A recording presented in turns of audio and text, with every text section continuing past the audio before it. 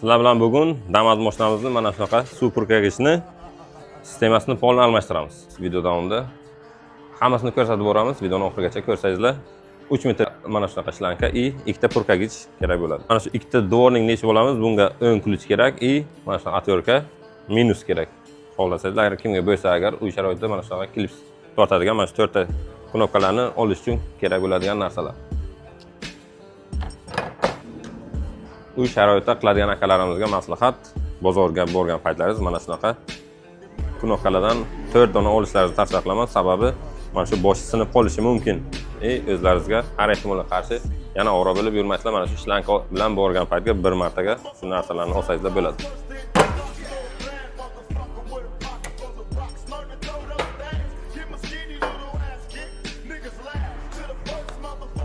Mana shu metkasi. Bittasi mana bu yoqdan, bittasi mana bu yoqdan. Tesh uchun endi bizda hamma narsa bor. Uy sharoitida xohlagan narsa bilan teshib bo'ladi bu narsani. Teshib bo'lganimizdan so'ng mana o'zini rezosi bo'ladi mana shuni. Teshib olib chiqamiz. Mana bu gaykasi bor. Orqasidan tavlanadi. Shlankamizni tiqib olamiz. Ikkovini ham. Bizga mana shunaqa Y kerak bo'ladi. Slankamizni mana shuna ko'rib qirqamiz.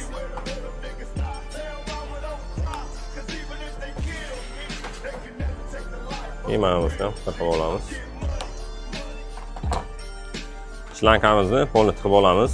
Mana shu holatga mana shu yerda teshiklari bor. Slankamizni mana shu yerdan yuboramiz. Tagiga zashnik bo'ladi. Zashnikni yechib olish kerak. Uni ham video davomida o'z ko'rsatamiz. Tagidagi knopkalarni yechib chiqamiz. Mana shunaqa oddiy atyorka bilan bo'ladi. Faqat mana shunday yotib olish kerak.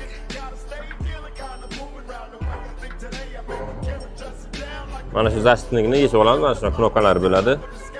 Mana 4-5 tasini yechsak bo'ldi. Slankamiz ko'rinadi mana. Tortamiz. Mana hammasi tayyor. Mana endi buni joyiga qo'yamiz.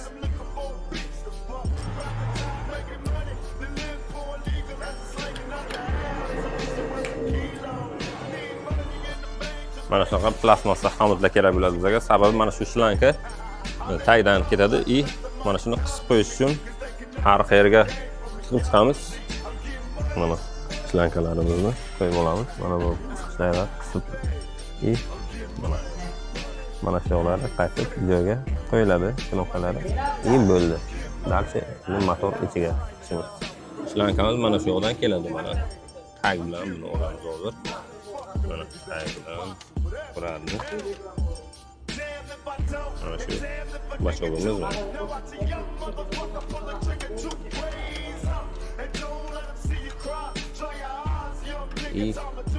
Mana shu yoqdan hozir xomutlarimizni qisib mana shu yoqqa olib kelamiz. Lishnisini tashlaymiz. Mana shlankamizni tiqib oldik. Eski tizim radnoy mana pastga turibdi hozir. Mana o'zimiz slankamizga motorchika tiqib olamiz. Sidenamizni joyiga qo'yib olamiz va ishlashini proyekt qilamiz. Bu sidenamiz hayron bo'lmanglar, laset qilamiz biz. Oldinlarni bilan laset qilib berganmiz. Bas qo'shuvdan o'tkarib proyekt qilamiz. Bo'ldi, agar kimgadir shunaqa sidenalarni kerak bo'lsa qilib beramiz. Mana qara bitta hammasi sal bo'lamiz. Regrovkasi bor. Xo'sh, xullas bitti mashinamizning ishi. Buni regrovkalari bo'ladi.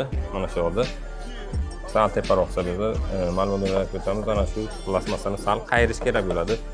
Teshgan paytga mana bunday tepaga qarab o'zini holatiga mana shuni teshib qo'ysa agar mana shu yerda sepib qoladi pastga. Buni plastmassani sal qayirish kerak va o'rtaga sepib qo'yadi. Xullas mashinamiz bitti. Agar kimga yana qanaqadir xizmatlar kerak bo'lsa agar bemalol kommentariyga yozib qoldirasizlar.